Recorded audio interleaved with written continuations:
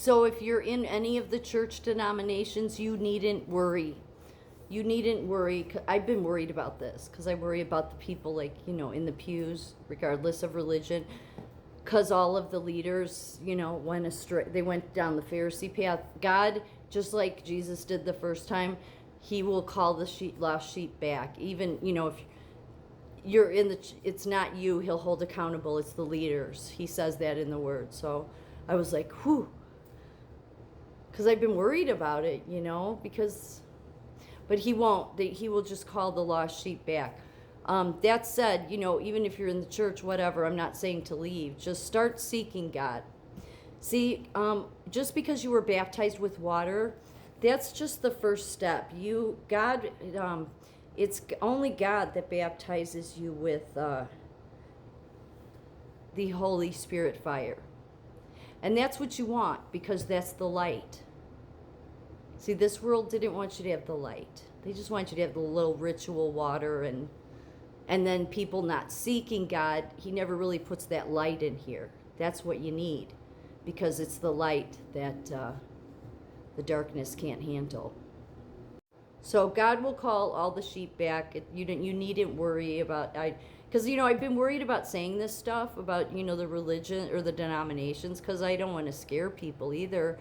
But then it's like you don't want to not say anything, so you don't need to worry. And this makes more sense, but it's in the Word that God He takes pity on the sheep that have been led astray. It's all of those people that have been the leaders, that have gone to seminary school and have done a whole bunch of things. Because this is why Jesus didn't want teachers. He was the teacher. He will hold them accountable.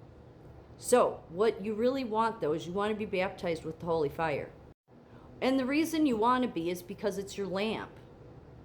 You know how in the book of Revelation it talks about the 7 lamps? And it's really talking about the light in each nation, because it's 7 nations. God's looking, who has the most light on? But he doesn't mean electric wise. He means this light. See, you've been living under the beast. The greatest thing the beast would want to do is make you believe that he's coming, and that you haven't already been living under the mark system. I know everybody says if you take the mark, you're damned. It's kind of confusing in Revelation, because it's like it's broken up. At one point it says all will take the mark. Rich, poor, wealthy, everybody. It says all will be deceived.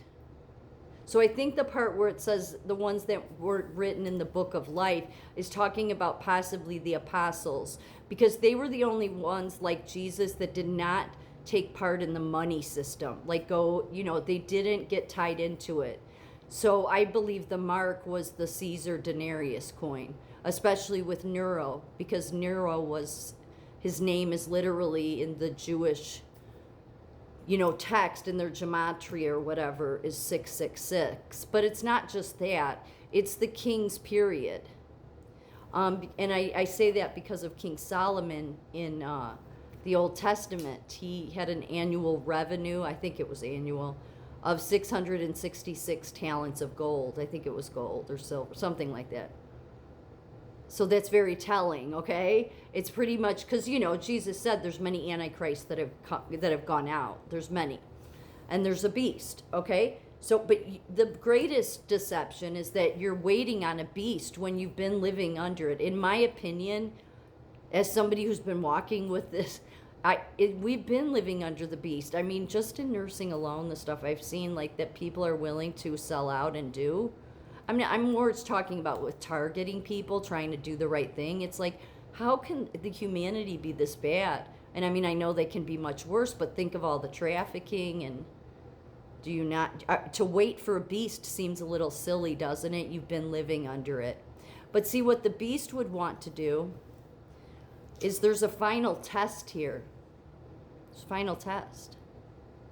And the only way you're going to pass that test, because you have a lot of people that are going to lead you to fail it, is you need to have the light of the Holy Spirit baptized in you. Just start seeking him. That's how you get it.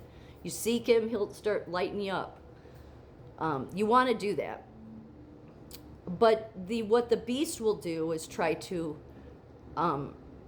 make the one that's already come, that's hiding in plain sight, you could say, maybe. Because even though it says every eye will see him, not every eye will know him.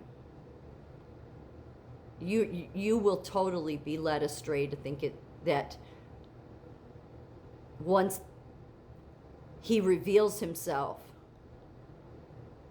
you'll think it's the Antichrist. That's what this world is preparing to do. Because again, when they've all just think about this, they're all following their denominations. The denominations have no idea. They don't. I don't care what they've said. They don't. Because none of them have known the Spirit of God. Okay, just understand that. Especially Revelations, it was something you personally are to seek the shepherd about. So God will use it as a final test. Remember how the church leaders didn't see who Jesus was. Okay, so they literally called him a demon named Bezabadel. So the trap that the beast is going to get you to fall into, many, is that the very person that is not the beast, you'll be calling the beast. And then when he reveals himself, and then when the whole world knows, they'll be wailing and crying. So if you want to understand what I'm saying, this is why we need more people with their light on. See, when you just have a few people in the community, it's not much of a light. So you can see that beast has a lot of power. He can make the media, turn anybody into a monster, turn any monster into a good guy. And if all you're doing is relying on what your church says or what some podcaster says, and believe me, any of these podcasters that have any kind of big following, you can't trust them, nor the churches.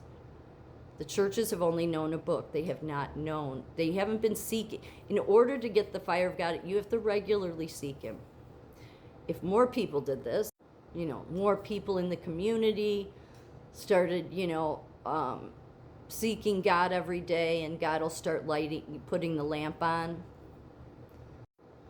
Well, the more that you have that have the lamp on, the more it drowns out the beast. So this is very important so that you know who the beast is and who not to call the beast.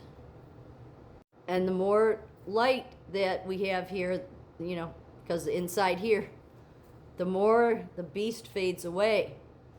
And then what will come forward? Well, then you'll start to see who God is, who before you just saw, but you couldn't see. You see what I'm saying? There's many people, you're relying on other people. You need to be able to see. You can't see unless you have your light on.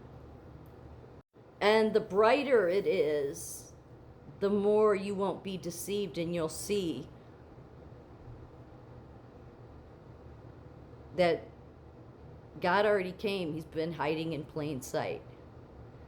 He just hasn't revealed himself. Why? Because when you have a whole country, a whole bunch of people, like probably in the world, waiting for some beast to arrive, and they can't see that you've been living under the beast, and they believe this whole narrative that a bunch of denominations put together like a long time ago that isn't true, but you need to seek the shepherd to understand this, then realize that God's going to, it's a test. You don't want to be calling God the beast. Be careful. Best way to arm yourself is to have the light of God in you. Really. He'll at least keep you from falling into the trap, because that is where the beast is going. You've been living under him, but you think he's on his way, and the beast is going to turn the very one hiding in plain sight, make you believe that that's the beast. Don't make that mistake. Everybody's going to make that mistake. Remember, you don't want to go the path where everybody else goes. Have your light on. Stay close to the shepherd. Seek him regularly. And this is how you're actually are putting on the literal armor of God.